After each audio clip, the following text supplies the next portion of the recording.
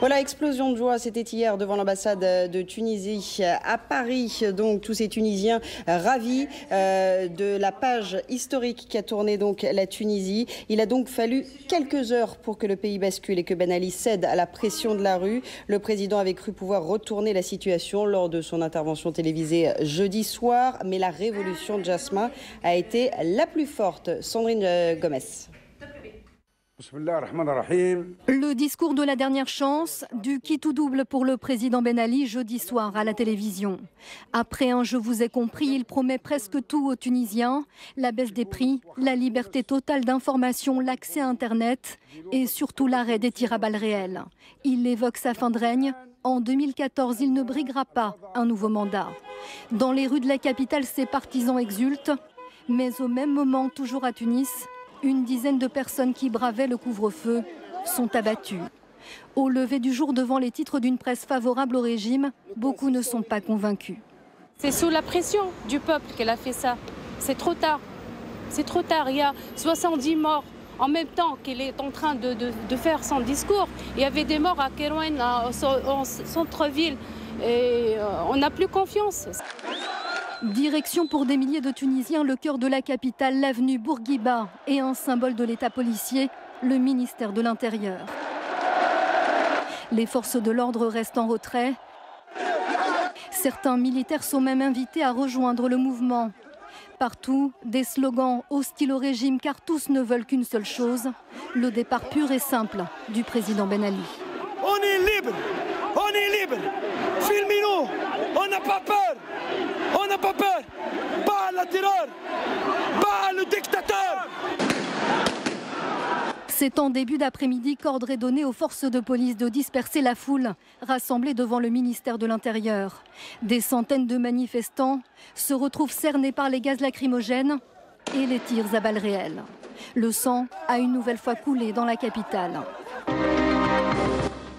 En fin d'après-midi, devant leur poste de télévision, les Tunisiens apprennent que le président vient de limoger son gouvernement et appelle à des élections législatives anticipées. Mais l'état d'urgence est vite décrété dans tout le pays. L'espace aérien est fermé. L'armée a pris le contrôle de l'aéroport international de Tunis. Ultime rebond quelques heures plus tard, ce n'est plus Ben Ali qui parle à la Tunisie, mais son Premier ministre. Mohamed Ghannouchi annonce assurer l'intérim du pouvoir. Le président Ben Ali, après 23 ans de règne, a finalement plié devant la rue et a fui la Tunisie. Ben Ali fait de nouvelles promesses. Il ne se représentera pas en 2014. Mais c'est son départ que demandent les manifestants.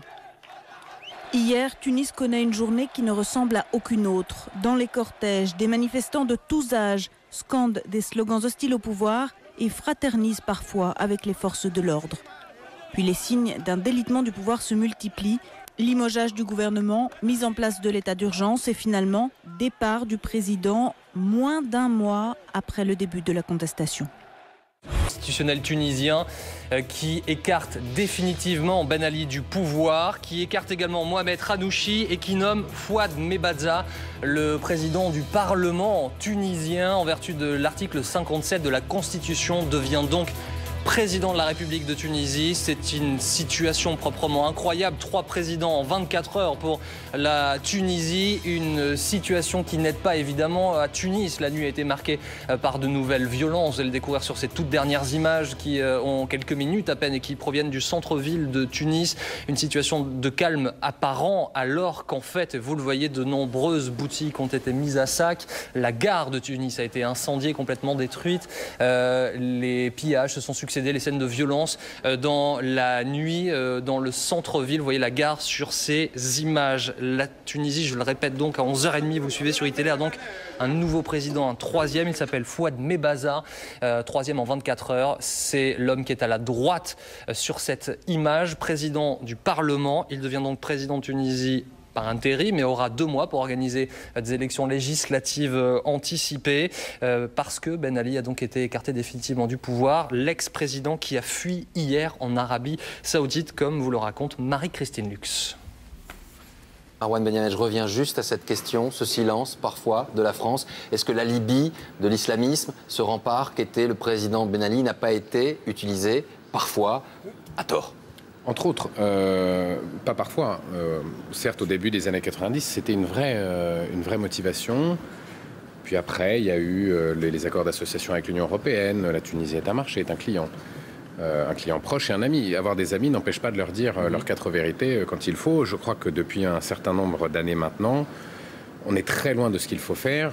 Monsieur le maire l'a fait à de nombreuses reprises. Bernard Kouchner l'a fait aussi. Il en a pris pour son grade, comme vous, dans la presse tunisienne. Ouais. En dehors de ces 2 personnes-là, c'est très, très rare. Et je crois qu'il y a vraiment 2 poids, 2 mesures en fonction des situations, des pays, une certaine politique de fermeté de temps à autre, comme en Côte d'Ivoire en ce moment. Vis-à-vis de la Tunisie, ce n'est pas le cas. Alors, une révolution qui s'est passée aussi beaucoup via les nouvelles technologies. Vous avez commencé ce plateau avec le téléphone, avec Internet. La parole a été libre, parfois coupée et relibre. Oui, c'est ça. 3,5 millions de Tunisiens sont branchés sur Internet. C'était incroyable. Facebook, tout ça, enfin, sans arrêt. La parole a circulé là-dessus. La première chose, c'était de couper les réseaux sociaux. La première chose, ça a été de les remettre par Ben Ali. Je voulais vous dire juste une chose, je peux. Par rapport au silence français, il y a quelqu'un qui a parlé, qui aurait mieux fait, à mon avis, de se taire, c'est Michèle Alliot-Marie. Quand elle a dit, que la France pouvait prêter son concours pour le maintien de l'ordre en Tunisie, est-ce qu'on mesure ce qu'elle a dit? Est-ce qu'elle mesure elle-même ce qu'elle a dit? Quand on a vu que les gens tiraient, que la police tirait sur les manifestants, est-ce que c'est digne de la France de dire ça? Une dernière petite chose, c'est la leçon que viennent de donner les Tunisiens, 1, au monde arabe, 2, à l'Afrique.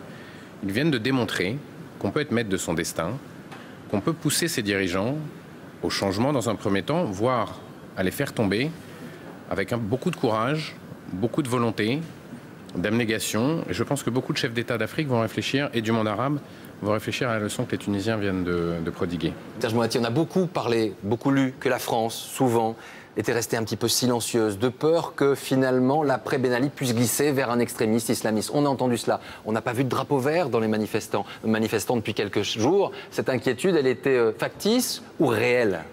On a beaucoup cru ça. Et Ben Ali nous a fait beaucoup croire qu'il était le rempart contre l'intégrisme, évidemment.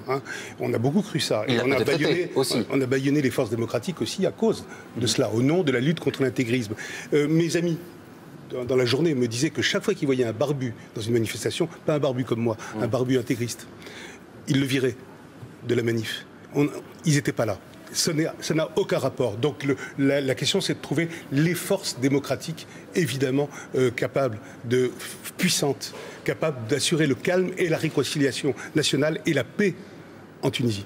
C'est au contraire l'absence de liberté totale pendant 23 ans, les comportements auxquels on a assisté de corruption de la famille régnante qui pouvaient inciter les islamistes à se réveiller.